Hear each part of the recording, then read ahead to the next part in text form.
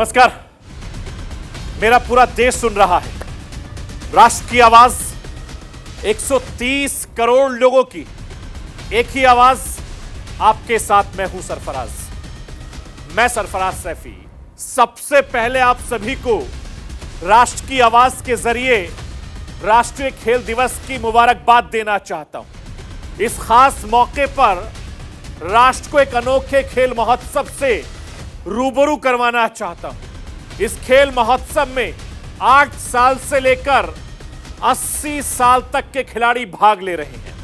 Hockey की team में दादी पोती भी नजर आएंगी, दादा पोते नजर आएंगे, भाई भतीजे नजर आएंगे। और यह अनोखा खेल प्रयोग राजस्थान के मुख्यमंत्री अशोक गहलोत कर रहे हैं। राष्ट्रीय खेल दिवस के खास दिन राजस्थान के खिलाड़ी और राजस्थान के नेता नजर आएंगे। सीएम अशोक गहलोत ने इस अनोखे ग्रामीण में ओलंपिक का आगाज किया। राजस्थान के 44,000 गांव में इस ओलंपिक का आयोजन होने जा रहा है। 2 लाख से ज्यादा टीम इस ओलंपिक में भाग ले रही हैं। हॉकी के जादूगर के जन्मदिन के खास मौके पर राजनीति के जादूगर के खेल वाले जादू की पूरी खबर आज मैं आपको दिखाऊंगा और समझाऊंगा। दुबई में एशिया कप में मैच में हिंदुस्तान ने पाकिस्तान को बुरी तरीके से हराया है। क्रिकेट की इस हार पर पाकिस्तान में सियासी घमासान मचा है। इमरान खान की पार्टी में नेता पाकिस्तान की इस हार के लिए पीएम शहबाज शरीफ को कोस रहे हैं। पाकिस्तान की शहबाज सरकार को मनहूस बता रहे हैं। और बात यही खत्म नहीं होती। पाकिस्तान के लोग शहबाज शरीफ की तुलना हिंदुस्तानी प्रधानमंत्री नरेंद्र मोदी से भी कर रहे हैं। जिस तरह प्रधानमंत्री नरेंद्र मोदी अपने खिलाड़ियों का हौसला बढ़ाते हैं, उसे पाकिस्तान के लोग काफी ज्यादा पसंद करते हैं। कैसे आज उसी बहाने पाकिस्तान के लोग अपने नेताओं को जमकर कोस रहे हैं, यह मैं आपको दिखाऊंगा भी, सुनाऊंगा भी और ऐसे लोगों से मिलवाऊंगा भी। सुपर पावर अमेरिका महंगाई की मार से बेहाल है। दुनिया में युद्ध की आग भड़काने वाला अमेरिका अब उसी आग में खुद झुलस रहा है। पहले कोरोना ने परेशान किया, अब रूस यूक्रेन युद्ध की वजह से अमेरिका की हालत खराब है। अमेरिका के लोग पैसे बचाने के चक्कर में पड़ोसी देश मैक्सिको में शिफ्ट हो रहे हैं। और इस वजह से मैक्सिको की अर्थव्यवस्था भी इस समय लड़खड़ा गई है।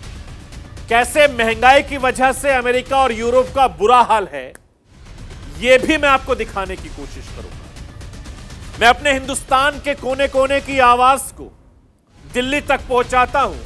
दिल्ली की आवाज को देश के कोने कोने तक पहुंचाता हूं। नेताओं की आवाज को मैं आम लोगों तक पहुंचाता हूं।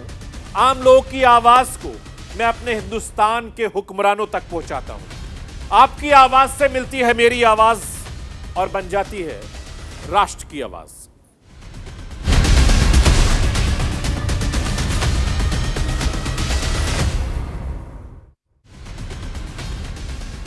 आज नेशनल स्पोर्ट डे है। महान हॉकी खिलाड़ी मेजर ध्यानचंद की जयंती का दिन। 29 अगस्त को साल के देश में नेशनल स्पोर्ट डे मनाया जाता है। इस बार इसका आगाज बेहद खास रहा। 28 अगस्त की रात एशिया कप में पाकिस्तान पर हिंदुस्तान की जीत के बाद जो माहौल पूरे देश में देखने को मिला, देर रात तक पूरा हिंदुस्तान खुशी से झूमता नजर आया। ऐसे माहौल में स्पोर्ट डे का आगाज हुआ और आज सुबह नेशनल स्पोर्ट डे को लेकर लोगों में जबरदस्त उत्साह देखने को मिला। हिंदुस्तान के प्रधानमंत्री नरेंद्र मोदी ने देशवासियों को खेल दिवस की मुबारकबाद दी, शुभकामनाएं दी और मेजर ध्यानचंद को याद भी किया। देश के प्रधानमंत्री नरेंद्र मोदी ने ट्वीट करा, उसमें लिखा कि नेशनल स्पोर्ट डे की शुभकामनाएं और मेजर ध्यानचंद जी को उनके जन्मदिन के खास मौके पर श्रद्धांजलि। हाल के वर्ष में खेल की दृष्टि से बेहद खास रहे हैं। मैं उम्मीद करता हूं कि यह सिलसिला जारी रहेगा। पूरे हिंदुस्तान में खेल इसी तरीके से लोकप्रिय होते रहेगा। ये देश के प्रधानमंत्री नरेंद्र मोदी ने ट्वीट किया। उसके बाद देश के गृह मंत्री अमित शाह ने भी सुबह सुबह हॉकी के जादूगर मेजर ध्यानचंद को याद किया। उन्होंने कहा कि देश को खेल दिवस की शुभकामनाएं दी हैं। गृह मंत्री अमित शाह ने अपने सोशल मीडिया पेज पर लिखा, हॉकी के जादूगर मेजर ध्यानचंद जी की जयंती पर उनको नमन करता हूं। खेल को समर्पित ध्यानचंद जी का जीवन हमें बताता है कि सीमित संसाधनों के बावजूद भी अपने परिश्रम और समर्पण से विश्व पटल पर मां भारती का गौरव कैसे बढ़ाया जाता है। सभी को राष्ट्रीय खेल दिवस की शुभकामनाएं। ये देश के होम मिनिस्टर अमित शाह ने ट्वीट के जरिए कहा था। उसके बाद केंद्रीय मंत्री किरण रिजिजू ने मेजर ध्यानचंद की प्रतिमा पर फूल चढ़ाकर भारतीय हॉकी के जादूगर को जन्मदिन के खास मौके पर श्रद्धांजलि दी है। किरण रिजिजू देश के खेल मंत्री भी रहे हैं। मौजूदा खेल मंत्री अनुराग ठाकुर ने भी सुबह सुबह देश को राष्ट्रीय खेल दिवस की शुभकामनाएं दी हैं और खिलाड़ियों का हौसला भी बढ़ाया है।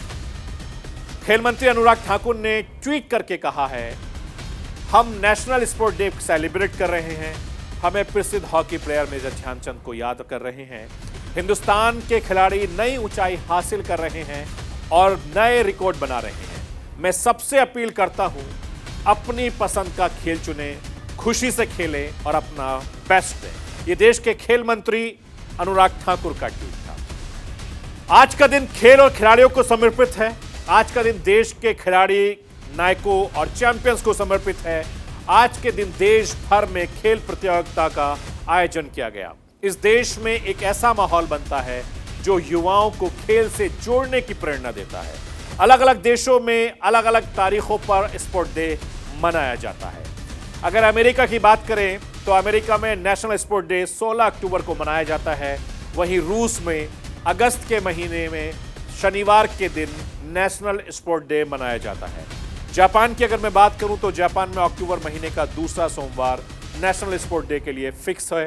ईरान में 17 अक्टूबर को नेशनल डे मनाया जाता है और इसके अलावा विश्व खेल दिवस के रूप में 6 अप्रैल को मनाया जाता है। खेल के जरिए युवाओं में हेल्दी कंपटीशन को बढ़ावा देना, हेल्दी लाइफ स्टाइल की भावना विकसित करके खेल की भावनाओं से दुनिया में खेले जाने वाले खेल दिवस की परंपरा रही है। हिंदुस्तान में भी इस दिन की शुरुआत के लिए 29 अगस्त का दिन चुना गया था। इसके पीछे की सोच, जिस तरह से मेजर ध्यानचंद ने गुलामी के दिनों में संसाधनों की भारी अभाव कमी के बावजूद बस अपने जज्बे की बदौलत पूरी दुनिया में हिंदुस्तान का नाम रोशन किया है, खिलाड़ियों का हौसला बढ़ाया है। देश का हर युवा इसी भावना से आगे बढ़े, खेल जगत में हिंदुस्तान का नाम इसी तरीके से रोशन हो, यही उम्मीद की जाती है। 29 अगस्त 1905 को उत्तर प्रदेश के इलाहाबाद में मेजर ध्यानचंद का जन्म हुआ था।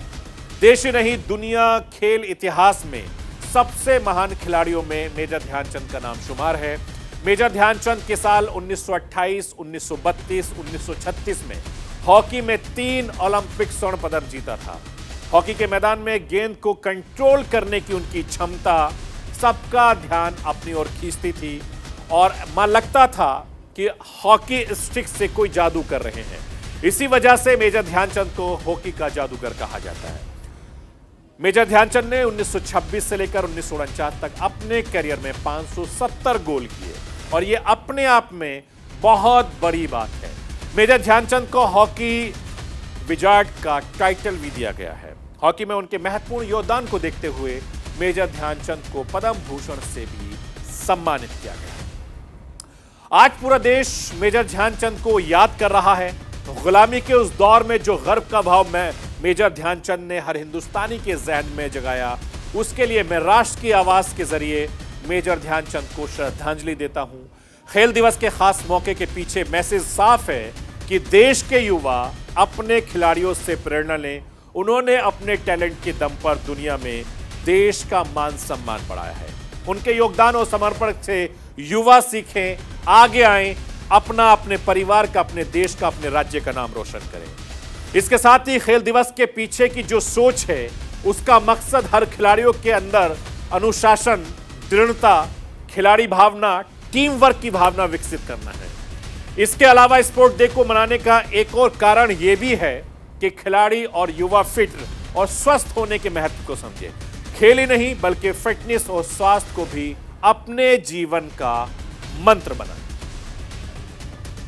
इसके अलावा अगर मैं बात करूं तो नेशनल स्पोर्ट्स डे के दिन जो विजुअल्स राजस्थान से सामने आ रहे हैं, जो तस्वीरें राजस्थान से सामने आ रही हैं, उसने पूरे देश का ध्यान जो है अपनी तरफ खींच लिया है।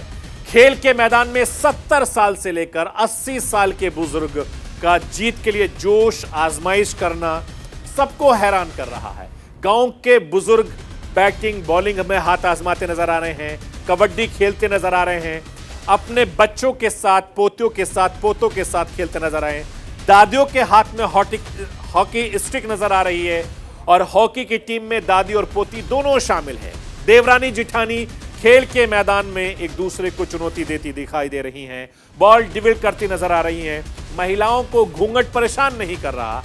धोती पहने गांव के बुजुर्ग इंसान लगातार धमाल कर रहे हैं। तस्वीरें जरा देखिए, ये तस्वीरें राजस्थान की हैं और ये सब राजस्थान में हो रहा है। राजस्थान के मुख्यमंत्री अशोक गहलोत की कोशिश से ये सब हो रहा है। शायद इसी वजह से राजस्थान के मुख्यमंत्री अशोक गहलोत को जादूगर कहा जाता है। पूरे राजस्थान में उनका जादू चल रहा है।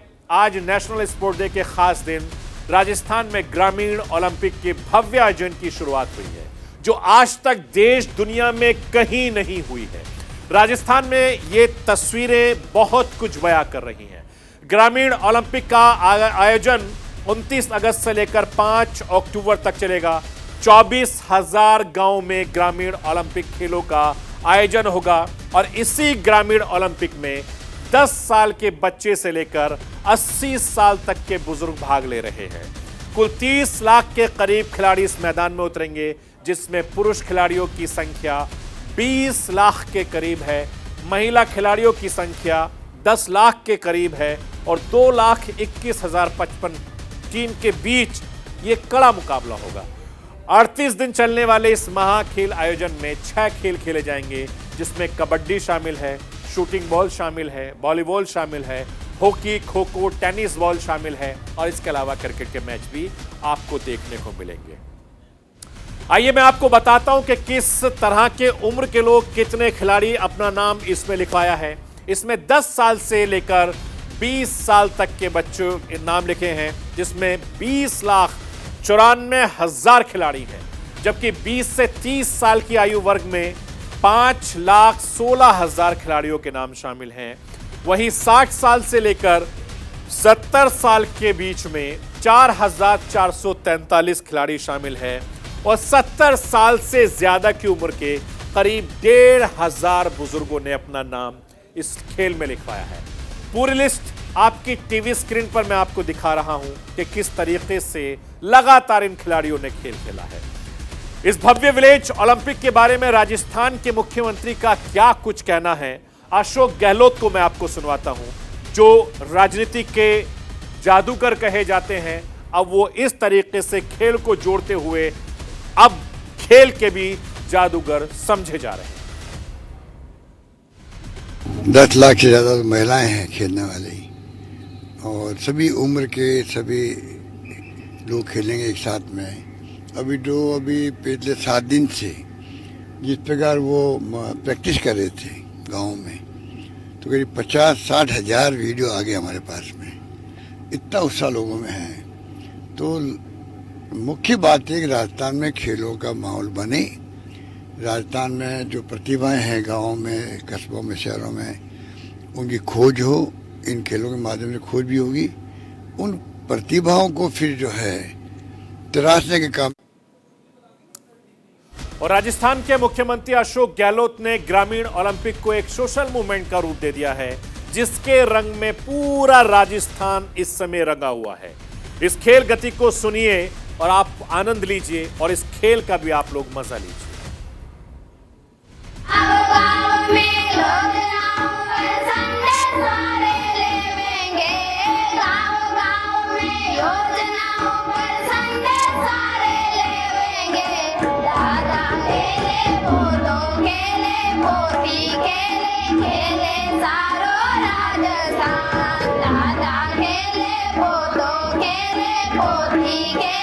खेले सारो राजस्थान।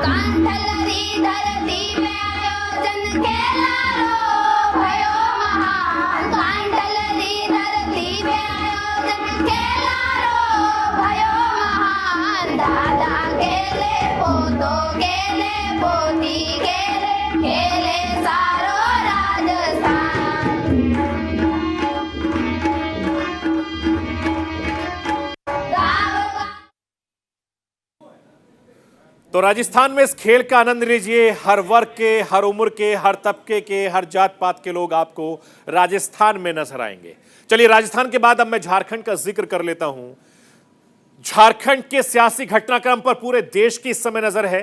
राजभवन पर सबकी नजरें टिकी हैं, क्योंकि सीएम सोरेन की कुर्सी जाएगी या बचेगी, ये राज्यपाल के फैसले पर निर्भर करता है।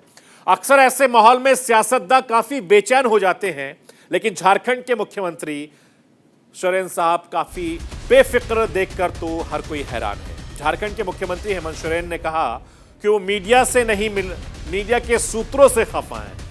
रांची में पत्रकारों से मुखातिब होते हुए हेमंत सोरेन ने बेफिक्र अंदाज में क्या कहा, मैं आपको सुनवाता हूं। दूसरे ग्रह पे जुटने जा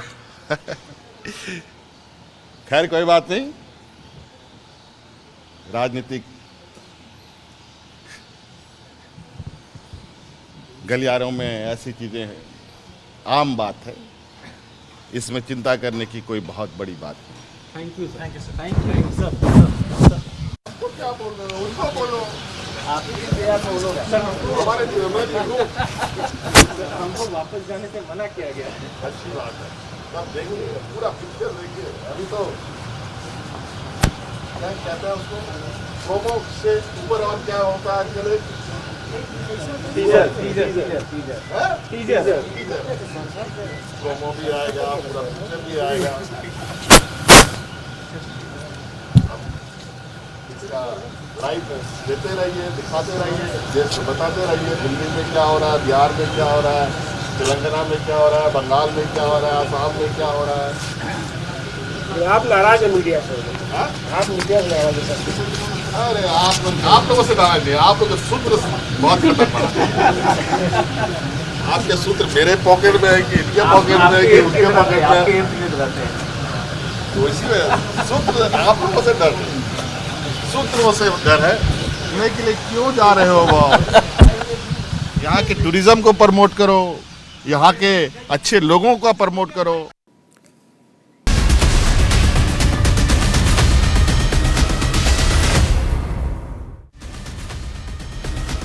कोरोना काल के बाद पूरी दुनिया महंगाई और बेरोजगारी से जूझ रही है। इसके बाद रूस यूक्रेन युद्ध ने हालात और ज्यादा बिगाड़ दिए हैं। रूस यूक्रेन युद्ध का असर दुनिया के कई देशों पर भारी पड़ रहा है। अमेरिका, यूरोप समेत कई देश महंगाई की मार इस समय झेल रहे हैं। और मैं आपको यह बताना चाहता हूं कि अमेरिका के लोग बुरी तरीके से महंगाई से परेशान हैं। 5 महीने में 53 लाख अमेरिकियों ने महंगाई के चलते अमेरिका छोड़ दिया है, मैक्सिको में शिफ्ट हो गए हैं। इसकी वजह से मैक्सिको की अर्थव्यवस्था भी लड़खड़ाने लगी है। अमीर अमेरिकियों के आने की वजह से मैक्सिको में भी इस समय महंगाई 7वें आसमान पर जा पहुंची।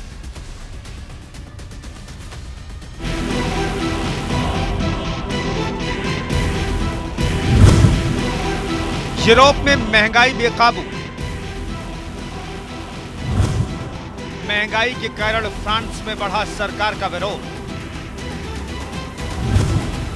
जर्मनी, स्पेन और इटली में भी महंगाई की मांग। सरकारों को खोलने पड़े सस्ते गल्ले की दुकानें। अमेरिका में भी महंगाई डाइन खाए जा रही। सस्ते के चक्कर में मैक्सिको भाग रहे अमेरिकी। 5 महीनों में 53 लाख अमेरिकी पहुंचे मैक्सिको।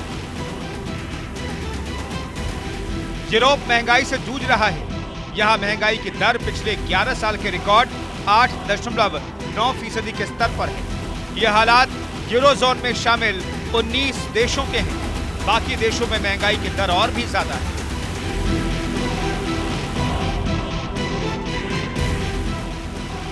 पूर्वी यूरोप के देश एस्टोनिया में सबसे ज्यादा 23% महंगाई दर है। मिडिल क्लास में सरकारों के प्रति गुस्सा बना हुआ है। कई जगहों पर लोगों ने सड़कों पर उतरकर प्रदर्शन भी किया है। इससे सरकारें घबराई हुई हैं। ब्रिटेन में प्रधानमंत्री पद के चुनावों में महंगाई सबसे बड़ा मुद्दा बना हुआ है।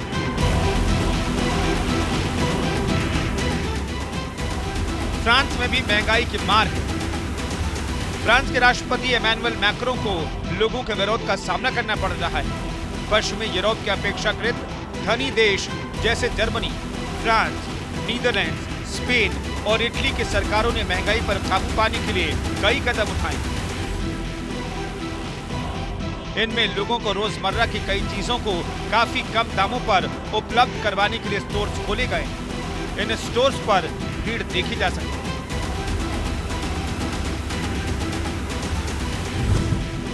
यूरोप के ही एक और देश पोलैंड में महंगाई की दर पिछले 2 दशकों के दौरान रिकॉर्ड 18% हो गई। पोलैंड में सबसे ज्यादा 3 लाख से ज्यादा यूक्रेनी शरणार्थी आए हुए हैं। इन लोगों ने राजधानी वॉर्सा में पनाह ली हुई है। दूसरे बड़े शहर रेजोजॉव में लगभग 1 लाख यूक्रेनी शरणार्थियों के आने से यहां अब स्थानीय लोगों ने विरोध भी शुरू कर दिया है। हाल ही में उन्होंने विरोध प्रदर्शन किया। दक्षिणपंथी पोलिश पार्टी के इन समर्थकों का मानना है कि यूक्रेनी शरणार्थियों के कारण पोलैंड में महंगाई की दर बेतहाशा बढ़ रही है। उधर अमेरिका में महंगाई की स्थिति यह है कि लोग तेजी से अमेरिका छोड़कर मैक्सिको में शिफ्ट हो रहे हैं। इस वजह से मैक्सिको सिटी में अमेरिकियों की बढ़ती तादाद से शहर की महंगाई बढ़ती जा रही है। इससे स्थानीय लोगों की मुश्किलें बढ़ी। नतीजतन स्थानीय या तो शहर छोड़ रहे हैं या फिर शहर के बाहरी हिस्सों में जाने को मजबूर हो गए। दरअसल अमेरिका की कई कंपनियों ने कोरोना खत्म होने के बाद भी अपने कर्मचारियों को स्थायी तौर पर वर्क फ्रॉम होम दे दिया। ऐसे में हमेशा के लिए वर्क फ्रॉम होम कर रहे अमेरिकी कर्मचारी लॉस एंजलिस और न्यूयॉर्क जैसे महंगे शहर छोड़कर पड़ोसी देश मैक्सिको की राजधानी मैक्सिको सिटी रहने पहुंच रहे हैं। यहाँ पर्याप्त सुविधाएं हैं और अमेरिकी शहरों के मुकाबले कहीं सस्ता भी है। अमेरिका स्टेट विभाग के आंकड़ों के हिसाब से 16 लाख अमेरिकी मैक्सिको में रह रहे हैं। मैक्सिको सरकार के आंकड़ों के अनुसार इस साल जनवरी से मई तक के 5 महीनों में ही 53 लाख अमेरिकी हवाई यात्री मैक्सिको पहुंचे। अमेरिकियों की बड़ी तादाद के कारण यहाँ के मकान मालिक किराए पर देने के लिए पुराने घरों को रेनोवेट करवा रहे हैं। एक तरफ कई लोग इनके सिटी में आने से खुश हैं, तो दूसरी ओर कुछ लोग कई जगहों पर वापस जाओ भी लिख रहे हैं। बड़ी तादाद में अमेरिकियों के आने से मैक्सिको के रियल एस्टेट एजेंट बढ़िया कमाई कर रहे हैं। मैक्सिको सिटी में अमेरिका के पर्यटकों से इस साल की शुरुआत में 5 महीनों में ही 92,000 करोड़ रुपए की कमाई हुई। अमेरिकियों के आने से देश में पैसा तो आ रहा है, लेकिन अमेरिकियों के आने से कई इलाके इतने महंगे हो गए हैं कि स्थानीय लोगों को विस्थापित होना पड़ रहा है। अब स्पेनिश से ज्यादा मैक्सिको में अंग्रेजी सुनाई दे रही है। कुछ अमेरिकी टूटी फूटी स्पेनिश बोलते हैं और अपेक्षा करते हैं कि स्थानीय लोग अंग्रेजी समझें। इससे स्थानीय लोगों में गुस्सा बढ़ भी रहा है।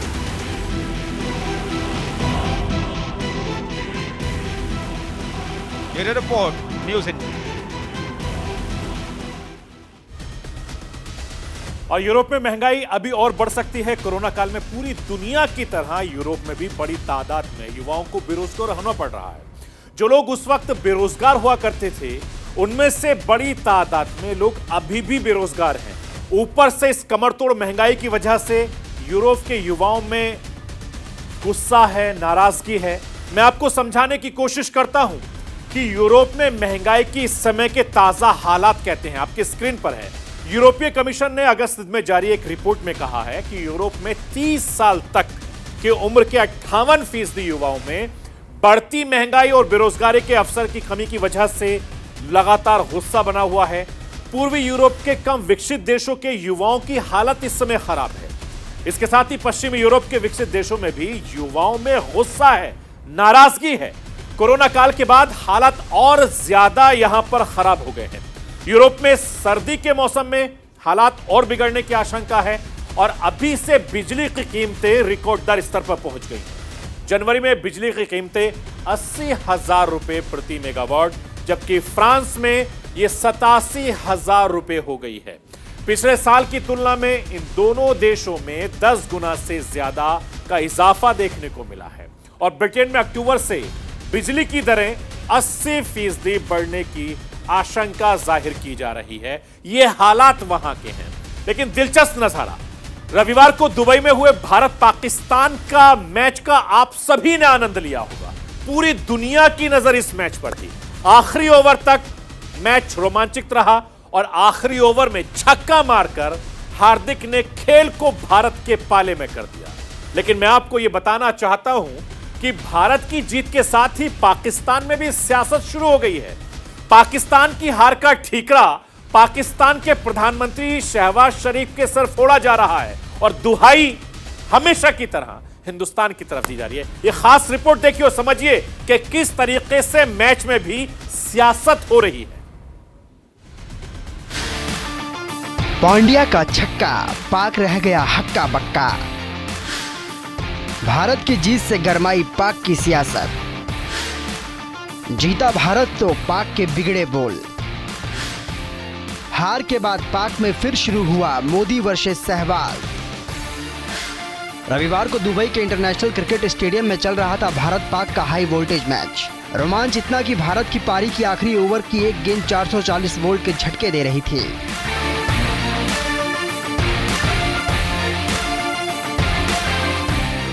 टक्कर कांटे की दिख रही थी। भारत के 5 खिलाड़ी आउट हो चुके थे। हर गेंद नया रोमांच लेकर आ रही थी। दर्शकों के दिलों की धड़कनें बढ़ी हुई थीं। दुबई से हजारों किलोमीटर दूर भारत में घर बैठकर टीवी देख रहे लोगों के हलक भी सूखने लगे थे। इधर दुबई में भारत ने पाकिस्तान को हराया, उधर पाकिस्तान में सियासत शुरू हो गई।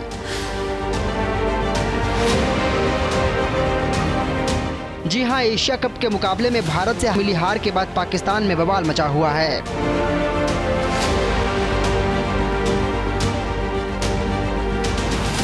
इतना ही नहीं, भारत से हारने के बाद पाकिस्तान की सियासत भी गरमाई हुई है। इस सियासत में बयानबाजी भी चल रही है। इस बयानबाजी के तहत पाकिस्तान के पूर्व मंत्री फवाद चौधरी ने मौजूदा शहबाज शरीफ सरकार को मनहूस बता दिया। फवाद ने कहा है कि मैच में हार के लिए मनहूस सरकार जिम्मेदार है। एक ट्वीट करके फवाद चौधरी ने कहा, इस हार के लिए पाकिस्तान की मनहूस इंपोर्टेड सरकार जिम्मेदार है। सरकार मनहूस होने की वजह से पाकिस्तानी टीम को हार का सामना करना पड़ रहा है। आपको बता दें कि फवाद चौधरी इससे पहले इमरान खान की सरकार में मंत्री थे। शहबाज शरीफ की सरकार बनने के बाद से वो सरकार से बाहर हो गए। फवाद को इमरान खान का खास माना जाता है।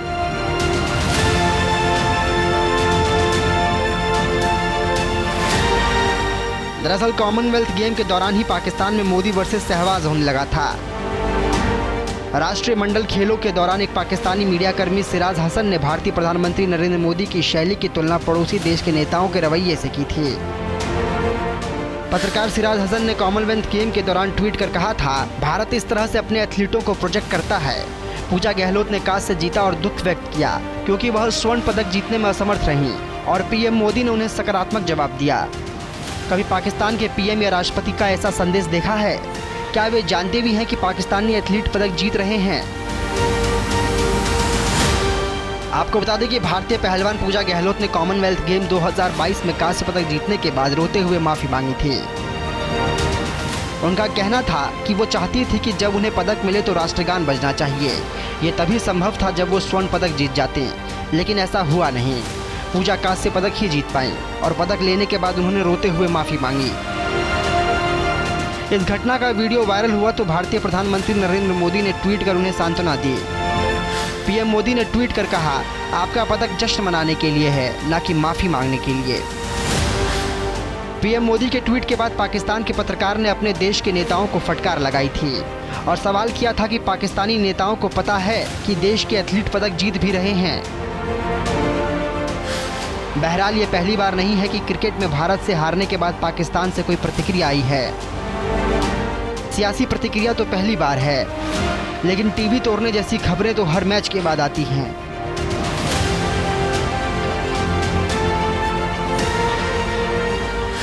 Bureau report, news India.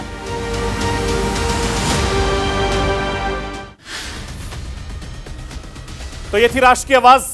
बाकी खबरों के लिए आप बने रहे न्यूज़ इंडिया के साथ। कल फिर होगी आपसे मुलाकात। बाकी